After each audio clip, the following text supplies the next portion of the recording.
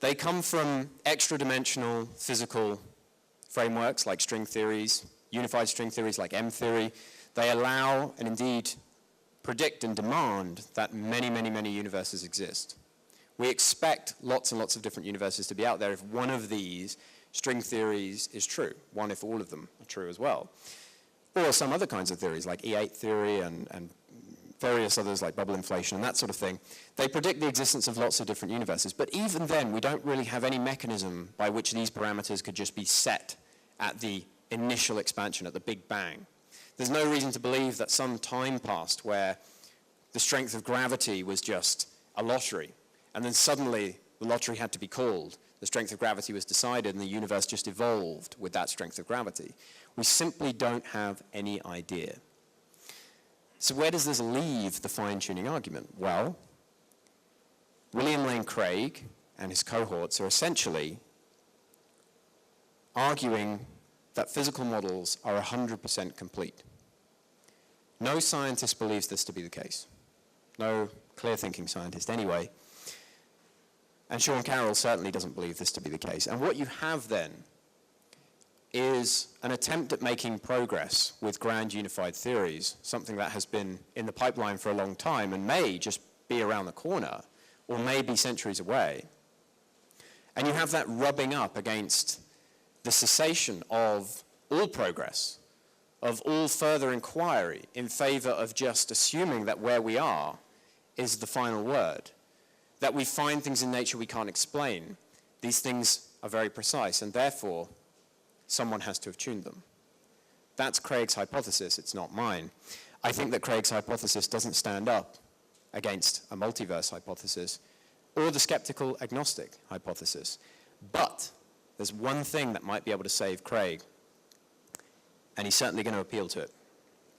What if we just claim that because you could alter these values, which of course we don't know that you can, the universe is incredibly improbable?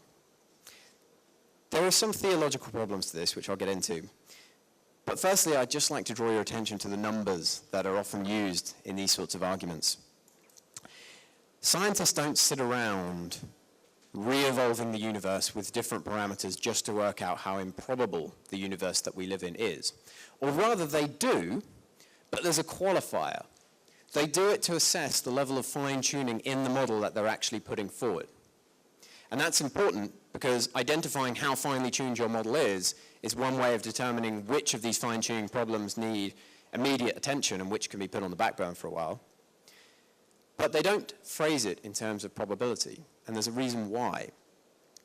Probability only works if you know how many sides the coin has. If I flip a coin which has an undefined number of sides, what's the probability that it lands on one of those sides? Undefined. We don't know how many incremental changes, how many discrete steps you can take with a parameter of nature.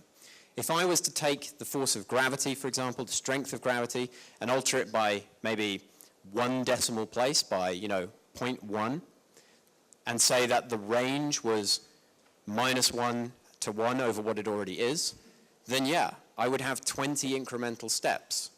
And so therefore, any particular discrete value I would know would have a chance of being 1 in 20, if and only if it was open to some incredible cosmic lottery that we haven't come across. But we just don't know this.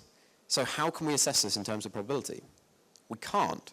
It turns out that probability is just not a good tool to use. And so, instead of saying the universe is fantastically improbable, as Craig often does, what he really should be saying is, I don't understand when it's appropriate to apply probability. Also, this jumper is awful. I'm just going to leave you with a blank slide here because I think it's much better for everyone than having the picture that was there previously.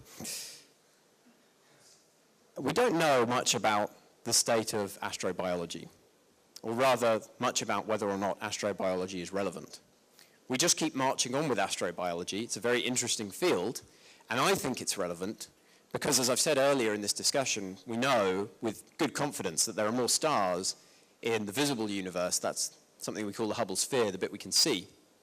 than there are grains of sand on the surface of the Earth, and that includes the deserts. I spent 6 weeks in the Namib Desert between March and May, and I came out just fine, by the way.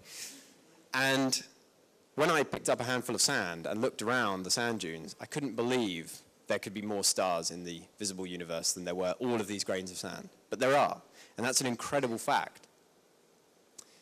So I think that here we can apply probability.